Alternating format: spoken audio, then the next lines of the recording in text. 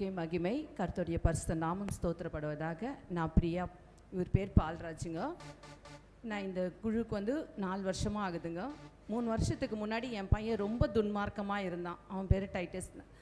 எல்லாருக்காக நான் சொல்லும் போதெல்லாம் சகோதரிக்கிட்ட சொல்லுவேன், என் பையனுக்காக ப்ரேயர் பண்ணிக்கோங்க, வாலிப பையனுக்காக ப்ரேயர் பண்ணிக்கோங்க, ஃப்ரெண்ட்ஸோடு சேர்ந்து ரொம்ப இது பண்ணுறான், தேவ பயமே இல்லாத இருக்கான் அப்படின்னு சொல்லிட்டு. நாங்கள் ஆர்சி தான், ஆனால் ஆண்டருக்குள்ளே நான் ரொம்ப விசுவாசமாக இருப்பேன். பார்த்திங்கன்னா இப்போ அவன் ஒரு 80% கொஞ்சம் ஒரு பயத்தோடு தான் இருக்கான். இது கூட நாங்கள் என்னாச்சுங்க, நாங்கள் அவன் ரொம்ப இதுவாக இருக்கானேன்னு சொல்லிட்டு எங்கள் மூத்தார் வீட்டுக்கு வந்தேனுங்க. அப்போ எங்கள் மூத்தார் மருமக சொன்னான், சித்தி இங்கே ஒரு கோர்ஸ் அனுப்புங்க அவனை அப்படின்னு சொன்னான். சரி, நானும் அவனை எங்கள் மூத்தார் வீட்டிலே இருந்தோம். இவங்க மட்டும் ஐநாவரத்தில் வேலைக்கு போயிட்டு வந்துட்டு இருந்தாங்க. அப்படி இருக்கும்போது பார்த்தீங்கன்னாக்கா இவருக்கு திடீர்னு பார்த்தீங்கன்னா போன வருஷம் மார்ச் மாதத்தில் ரொம்ப உடம்பு முடியாமல் போயிடுச்சுங்க.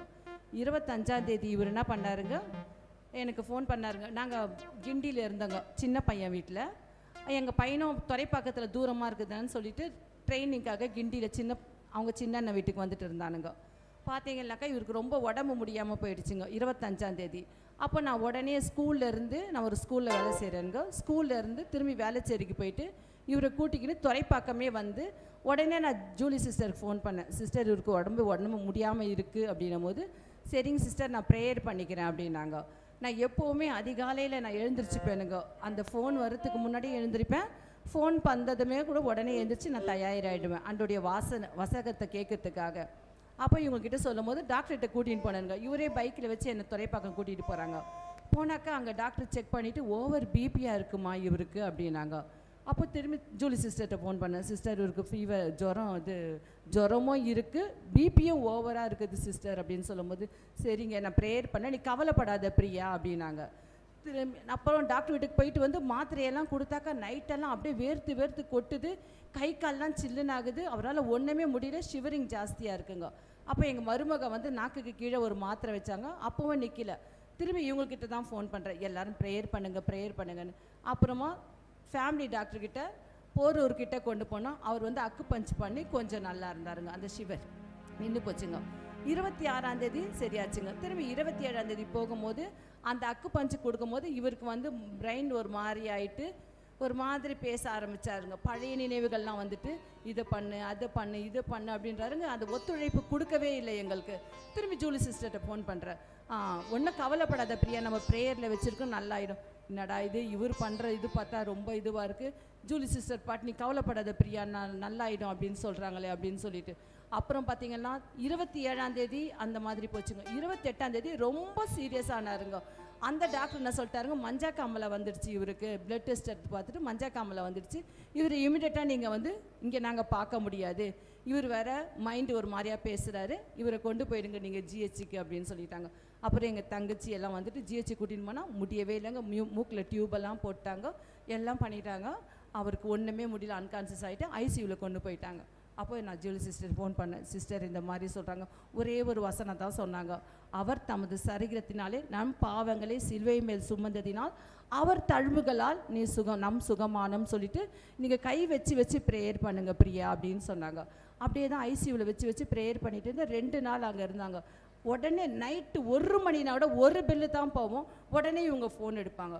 எனக்கு அதுதான் ரொம்ப ஆச்சரியமாக இருக்குது. இன்னும் இவங்க ஒரு பெல்லு தான் போது உடனே ஃபோன் பண்ணி, பிரியா நீங்கள் கவலையே படாதீங்க பாருங்கள், டாக்டர் ஒன்றும் இல்லைன்னு சொல்லுவாங்க அப்படின்னு. ஆனால் டாக்டர் சொல்கிறாரு இவருக்கு லிவர்லாம் போயிடுச்சு, ஒன்றுமே இல்லை, இவர் வந்து ரொம்ப சீரியஸாக இருக்கார். அப்போ இவங்கக்கிட்ட உடனே அழுதா, ஒன்றாவது பிரியா நம்ம ப்ரேயரில் வைக்கலாம்.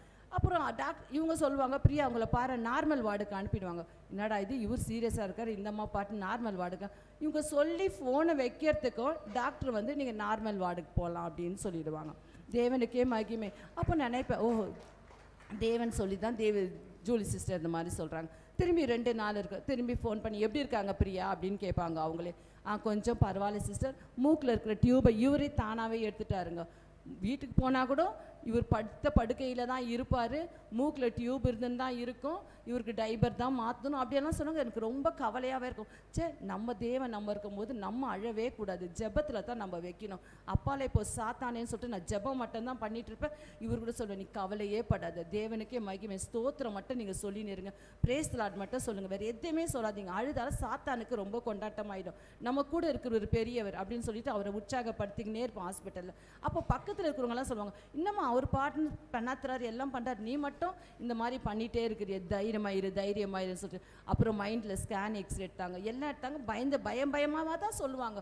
அப்புறம் நானே நினச்சிப்பேன், இவர் இறந்து போயிடுவாரா, எந்த கல்லறையில் வைக்கிறது அப்படின்னு கொஞ்சம் மாற்றமாக இருக்கும். அவங்க சொல்லுவாங்க, தைரியமாயிரு பிரியா, தைரியமாயிரு, நம்ம ப்ரேயர் பண்ணலாம், தைரியமாயிரு அப்படின்வாங்க. சரி ஆண்டவரே உமக்கே ஸ்தோத்திரம், எதுவுமே ஆகாது ஆண்டவரே, நான் உமக்கேட்டுன்னு யெகோவா சபையில் நான் 4 மணிக்கு அந்த ப்ரேயரில் எனக்காக ஜெபிச்சா பாஸ்டர் ஐயாக்களுக்காகவும் என்னை தட்டி எழுப்பின காவல் தூதர்கள் மாதிரி இருக்கிற சகோதரிகளுக்காகவும் நான் ஜெபிச்சுக்கினே இருப்பேன். ஆண்டவரே இவர்களெல்லாம் எல்லாம் எனக்காக ஜெபிச்சாங்களே, உன் நாம மகிமைப்படணும், அவங்க ஜெபம் கேட்கப்படணும், நான் வெக்கப்படக்கூடாதுன்னு சொல்லிட்டு ஜெபிச்சுனே இருப்போம். அப்புறம் இவங்க சொல்லுவாங்க, டிஸ்சார்ஜ் பண்ணுவாங்க பிரியா நீங்கள் காவலில். இவங்க சொல்லி முடிச்சதுமே டிஸ்சார்ஜ் பண்ணாங்க.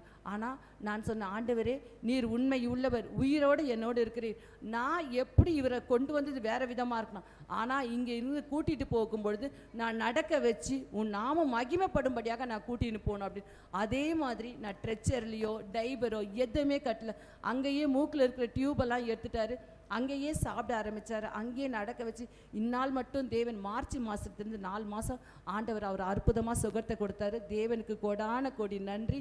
இப்போ கூட பார்த்தீங்கன்னா வேளச்சேரியிலேருந்து அவரே வண்டியில் கொண்டு வந்தார். டாக்டர் சொன்னாங்க, இல்லை லிவர்லாம் போயிடுச்சு, ஒரு படுத்த படுக்கையாக தான் ஆயிடுவார். ஒரு காலமும் என் கர்த்தர் என்னை வெட்கப்படுத்தாமல் என்னை உயர்த்தின கிருபைக்காக தேவாதி தேவனுக்கு கோடான கோடி ஸ்தோத்திரம்.